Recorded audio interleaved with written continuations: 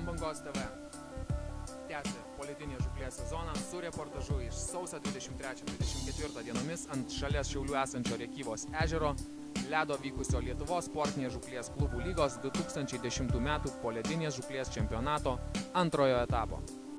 Kaip žuvis, nekip, pamatysim po varžybų.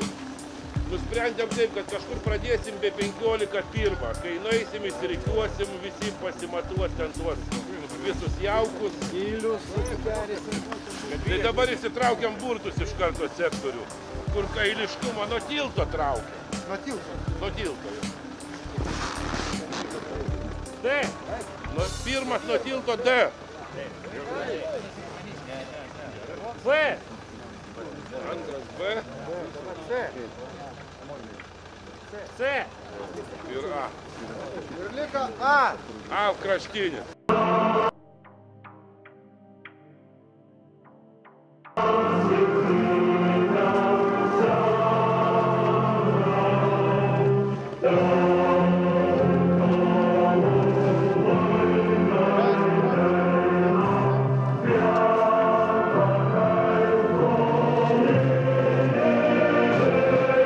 Aš jau matavęs dar. Nu pamatuokim. Galbūt, aš nežinau, bet nėra. Kad būtų užrašyta. Ne, aną kartą matavo.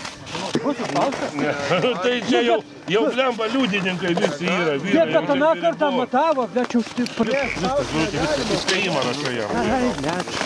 Aną kartą matavo. Čia nėra ką bandyti, aš jau matau, kad čia blemba.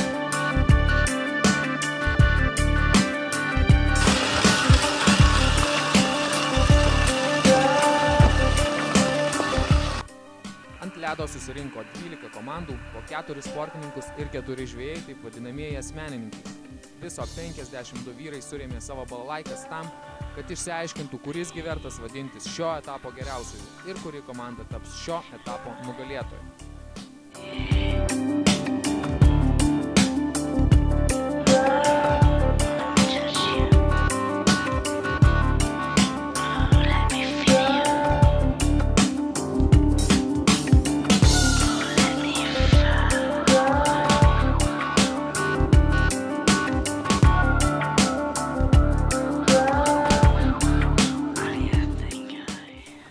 Oras palyginus su pirmuoju etapu vykusiu ant Lukšto ežero ledo pagerėjo dvigubai. Nors šaltis spaudė panašus, bet uraganiškas vėjas jau nekankino varžybų dalyvių, o ypač jų rankų. Niekas nieko nenušalo, o puikiai kimbanti nors ir nedidelė žuvis iš pretendentų į geriausius reikalavo demonstruoti visą poledinės žūklės technikos arsenalą. Rėkyvos ežero dominuojanti žuvis vietinių vadinamos maikės. Tai nedidelė balta žuvis, tikriausiai kažkoks kuojos ir saulažuvės hybridas. Šios mažos žuvytės kibo puikiai, bet buvo gana sunkiai pakertamos. Kiek teko kalbėti su savo bičiuliais iš Ant Bangos komandos, būtent pakirtimo procentui pagerinti, paskutinę naktį prieš varžybas į avižėlės buvo lituojami specialūs kabliukai ir derinami jų įstatymo kampai. Ir čia kalba eina ne apie standartinių avižėlių standartinių kabliukų keitimą, o jau patobulintų varžybinių sportinių avižėlių tobulinimą. Taigi, tarp tokių kuojyčių per brūkšnelį saulažuvių pasitaikydamo ir vienas kitas ešeriokas, pūgžlys ar permatomas karšiokas. Ir vienas kitas ešerys. Ne ešeriokas, o ešerys. Tokių pora antrajame ture užkibo Lietuvos sportinės žūklės legendai Zidoriui Unikui. Na, bet pirma apie pirmojo turo rezultatus. Pirmajame ture savo sektoriuose pirmasis vietas užėmė antbangiečiai. Aidas Šunta sugavęs kilogramą 340 gramų žuvies ir Sergejus Oleškevič sugavęs kilogramą 890 gramų žuvies. Fortūnos komandos narys Aurelijus Dudzinskas su kilogramu 570 gramų ir žvejo atakos sportininkas Dainius Kulbis su 2 kg 920 gramų žuvies. Komandinėje įskaitoje po pirmo turo pirmavo ant bangos su 7 baudos taškais, žvejo atakas buvo surinkęs 11, Druskonio komanda 12. Pirmojo etapo čempionai Šiaulių Fortūna po pirmojo turo buvo 4 su 14 baudos taškų.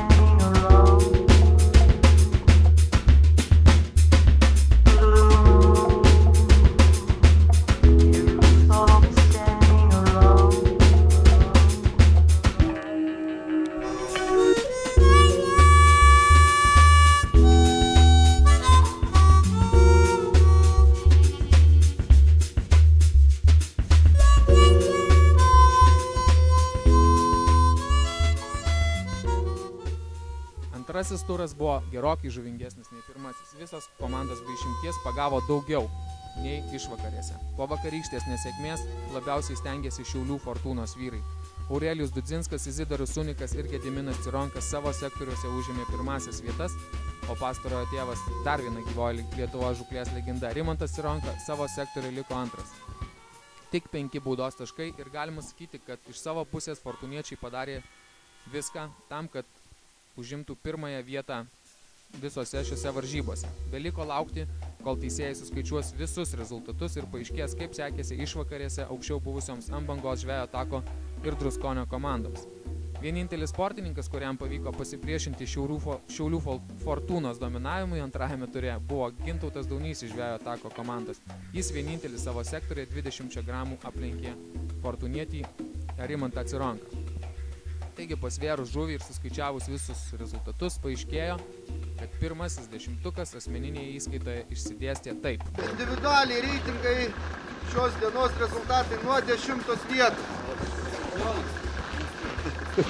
Aivaras Dudzinskas 10, 7 baudos taškai. 9, Izidorius Sunikas 7 baudos taškai. 8, Sigitas Diksa 6 baudos taškai. 7, Saulius Bartusevičius 5 baudos taškai. 6, Vaidas Jasonas 5 baudos taškai. Gediminas Cironka su 4 baudos taškais, 5 vietą. 4, Artūras Kvirba, 4 baudos taškai. 3 vietą, Aidas Šunta, 3 baudos taškai.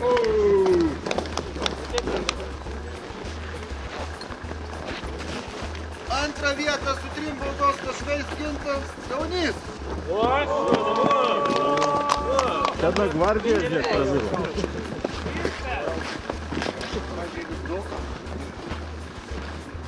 Pirmą vietą su 2 baudos taškeliais Aurelijus Dudzinskas.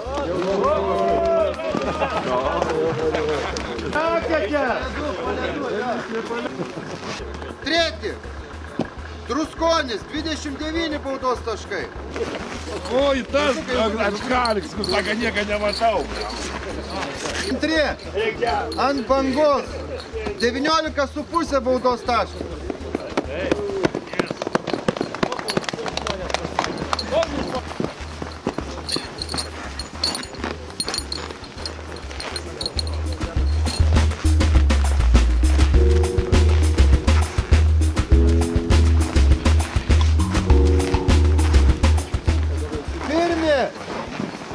Fortuna! 15 baudos taškų. Čia nusilma. Atsižiūrėti. Ką vyrai? Dėkui visiems dalyvavimą ir iki vasario 13-14. Gan taip numatyti. O visus žvejus mėgėjus, kuriems patinka varžytis poledinėje žūklėje, kviečiame į antrąjį ant bangos kotas poledinės žūklės čempionato etapą, kuris įvyks vasario 21 dieną ant Monio ežero ledo. Žuvies pagausit visi, o žvejų sriuba tikrai bus tokia skani, kokios dar nesate ragavę. Iki susitikimo ant-bangos.lt. Пролила немало, я горьких слез.